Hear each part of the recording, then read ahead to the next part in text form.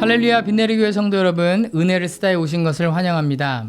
오늘 말씀의 제목은 3대로 정해봤습니다. 자, 3대라고 하면 할아버지, 아버지, 손자 이렇게 가족 3대를 의미한다고 볼 수 있습니다. 또 요즘 피트니스 클럽에 가서 웨이트 트레이닝을 한다고 하면 꼭 물어보는 것이 3대 몇이에요? 라고 합니다. 누가 만든 것인지는 모르겠지만 누워서 이렇게 무거운 것을 드는 벤치프레스, 또 앉았다 일어났다 하는 스쿼트, 또 데드리프트, 무거운 것을 이렇게 허리를 펴고 드는 것이죠. 이런 걸 총 얼마까지 들 수 있는지로 그 사람의 실력을 판단한다고 합니다. 쇠질이라고 하죠. 오늘 베드로전서 3장 15절의 말씀을 보면 신앙생활에 바로 3대 지침이 나옵니다. 저와 함께 이 아침에 묵상을 하면서 이 신앙의 3대 지침이 우리 빈내리교회 가족 3대들에게도 또 전수가 되고, 또 이 3대 지침을 잘 실천해서 실력 있는 믿음의 그리스도인들로 살아가시기를 소원합니다. 자, 베드로전서가 쓰여진 당시에는 그리스도인이라는 이름은 많은 사람들에게 미움을 받았던 이름입니다. 호칭이죠. 널리 또 악평이 나 있었다고 합니다. 기독교는 악한 종교다, 수없이 많은 신성 모독의 죄를 범하고 있다 라고 사람들이 생각을 하고 있었습니다. 이런 상황 속에서 살고 있는 성도들은 분명하게 자신들이 무엇을 믿고 있는지 알고 있어야 했습니다. 성도 여러분들은 이런 상황 속에서 살고 있다면 어떻게 하시겠습니까? 지금 우리가 살고 있는 시대는 오히려 종교 역차별을 당하고 있다는 이야기를 들어보신 적이 있을 겁니다. 동성연애 같은 주제들은 아주 민감한 사안들이 되어서 또 강단에서 목회자들이 쉽사리 이야기할 수 없는 주제가 되어버렸습니다. 또 성경이나 또 우리 인류의 역사를 보시면 인간의 이성이 하나님의 신성이 있을 때마다, 신성 위에 올라설 때마다 인간은 타락의 길로 들어서게 되었습니다. 그러니까 각 사람은 자기 속인에 오른 대로 살아가고 있습니다. 제가 어제 GL 미니스트리에서 지난 주일날 우리 GL 미니스트리에서 나눴던 설교 말씀이 바로 노아의 방주였는데요. 그 시대를 성경은 이렇게 고발하고 있었습니다. 창세기 6장 11절 12절입니다.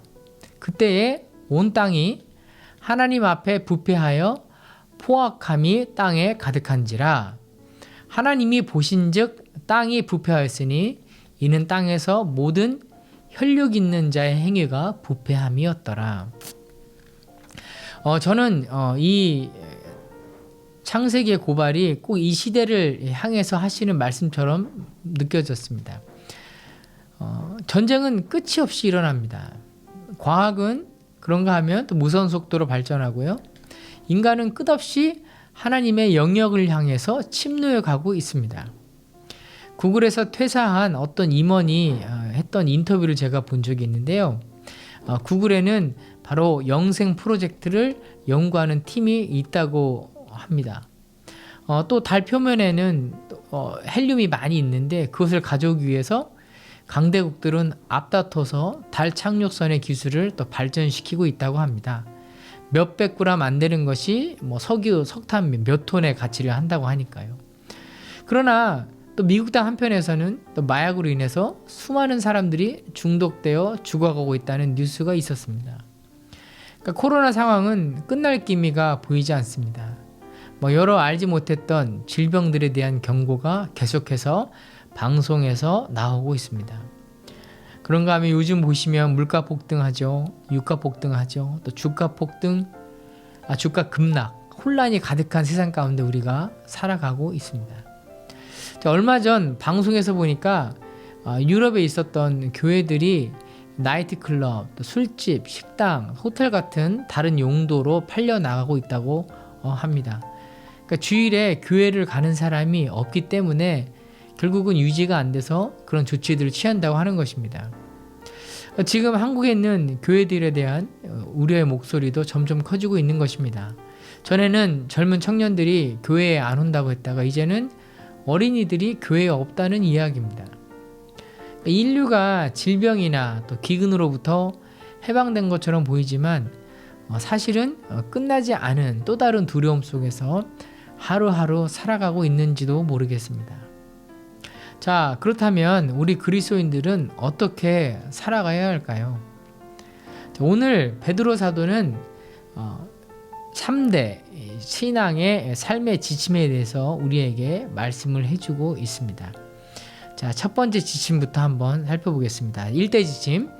자, 너희 마음에 그리스도를 주로 삼아 거룩하게 하고. 다시 한번 읽겠습니다.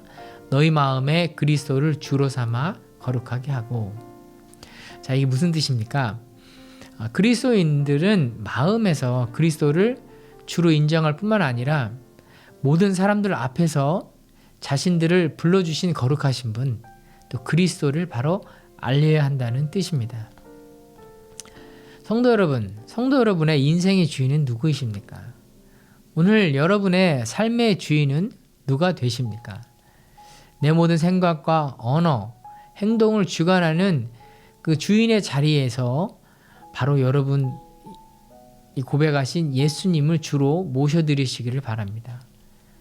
말로만 나의 마음의 주인이 예수님이시다라고 할 것이 아니라 정말 내 삶 속에서 조그만 것이라도 실천을 하면서 그렇게 예수님을 주인으로 삼으시고 여러분 인생의 주인이 되심을 알리면서 살아가시기를 바랍니다. 자, 두 번째, 2대 지침. 그것은 너희 속에 있는 소망. 다시 말해서 소망을 갖고 살아라는 것이죠.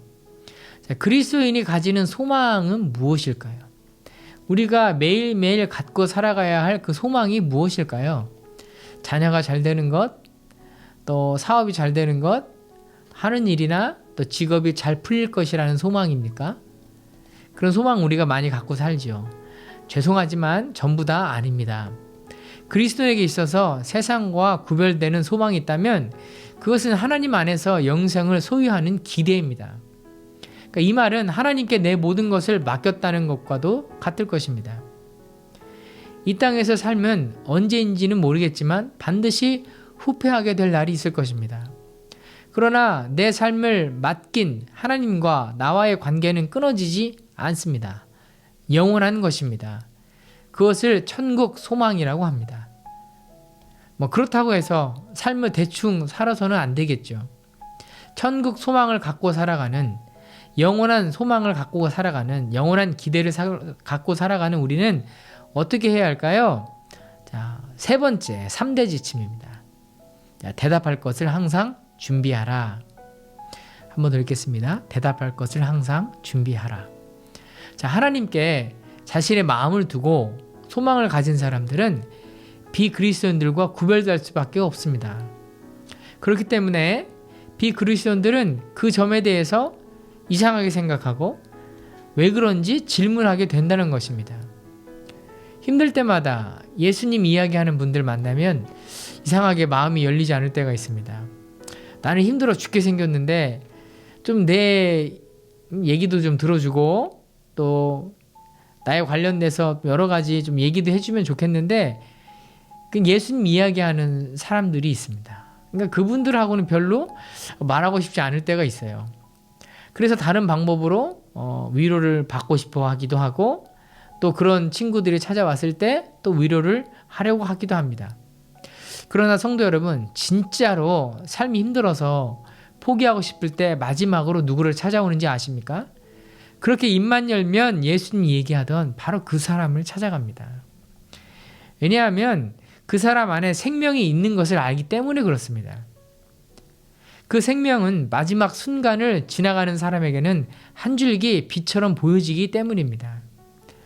왜냐하면 우리는 하나님의 형상대로 지음을 받은 영적인 존재이기 때문에 그것을 다 알 수밖에 없는 것입니다. 저 집사님은, 저 권사님은, 저 장로님은 이렇게 보면은 나보다 별로 이렇게 나아 보이지도 않는데 오히려 나보다 잘 못 사는 것 같은데 뭐가 그리 좋은지 매번 볼 때마다 소망이 있어 보일까? 라고 생각하는 사람들이 반드시 있다는 거죠. 그러면 그때 그리스도인들은 그것을 분명하게 설명할 수 있어야 된다는 겁니다. 그렇게 전도의 문이 열리는 것이고 결국 그 일을 통해서 생명을 구원하는 제자의 일을 하게 되는 것입니다. 할렐루야. 자, 성도 여러분은 살아가는 소망이 있으십니까? 있다면 그 소망이 무엇입니까? 무엇 때문에 먹고 싶은 것도 하고 싶은 것도 보고 싶은 것도 별로 없는 삶 속에서 그 매일매일 사라지는 소망이 있으십니까? 성도 여러분이 살 소망으로 충만해지셔야 다른 사람도 살릴 수 있다는 것을 기억하셔야 합니다. 오늘 이 아침에 내 속에 영생의 소망이 있는지 한번 점검해 보십시오. 그리고 그 소망으로 내 마음이 기쁜지도 한번 들여다보십시오. 만약 없으시다면 이 아침에 그렇게 기도하면 좋겠습니다. 하나님, 내 안에 그리스도를 주님으로 모셔드립니다. 하나님과 함께 영원히 살게 될 소망으로 내 마음을 채워주십시오. 그리고 내 입술에 그 소망을 나눌 수 있는 말씀과 지혜를 주십시오. 지식을 주십시오. 오늘도 그렇게 이 신앙의 3대 지침을 종일 묵상하시면서 승리하시는 믿음의 삶을 살아가시기를 축복합니다. 하나님, 예수 그리스도를 나의 주인으로 주시고 나의 주인 대신 예수 그리스도를 전하는 삶을 살게 하시니 감사합니다. 이 땅에 참 소망이 없습니다. 저 천국에 나를 위해 예비하신 그 천국에 갈 그 하나님과의 영원한 소망과 기대가 내 안에 넘쳐나게 하시고, 비록 삶이 고단하고 힘들지만 그것에 내 마음이 빼앗겨 좌지우지하는 삶이 아니라 그 천국 소망, 하나님 나라의 소망을 갖고 살아가는 내 삶에 늘 감사와 기쁨이 넘쳐나게 해주시고, 그것을 바라보고 의아해하는 사람들에게 그 소망의 기쁨을 나누는, 그래서 예수 그리스도 앞에 잃어버린 영혼들을 인도하는 복된 우리의 삶이 될 수 있도록 주님 인도하여 주옵소서. 힘주시고 함께하여 주옵소서. 살아계신 예수 그리스도의 이름으로 감사드리며 기도하였습니다. 아멘.